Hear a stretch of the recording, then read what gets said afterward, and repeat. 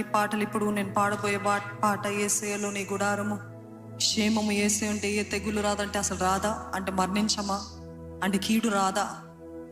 ఎన్నిసార్లు మీరు చెప్పగలుగుతారండి ఎన్ని కీడ్లు ఎన్ని అపాయాలు వచ్చినప్పటికీ ఇంత సమీపంగా వచ్చింది, లేకపోతే దాని గుండా వెళ్ళారు, కానీ దాని నుండి దేవుడు మిమ్మల్ని బయటికి లాగాడు, రక్షించాడు, కాపాడాడు అన్న వారు ఉంటే హల్లెలూయా చెప్తారా?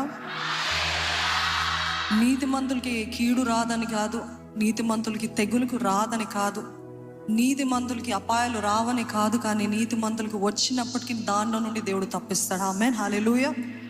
యోబు జీవితంలో కూడా మనం చూస్తాము, బాధలు వచ్చినాయి, భయంకరమైన బాధలు వచ్చినాయి, కష్టాలు వచ్చినాయి, వేదనలు వచ్చినాయి. దేవుడు తప్పించాడా లేదా? దేవుడు విడిపించాడా లేదా? దేవుడు రెస్టోర్ చేశాడా లేదా? చేశాడని బిగ్గరగా చెప్తారా? మీ జీవితంలో కూడా చేస్తాడు దేవుడు. ఆమేన్. మీ జీవితంలో కూడా చేస్తాడు. ఆయన ఉంటే చాలు. మనము చూసుకోవాల్సిందల్లా, am I right with God? దేవునితోటి నా సంబంధం సరిగ్గుందా? దేవునితోటి మనుషులతోటి నా సంబంధం సరిగ్గుందా? దేవుడు నా జీవితాన్ని బట్టి ఆనందిస్తున్నాడు. Is God pleased with me?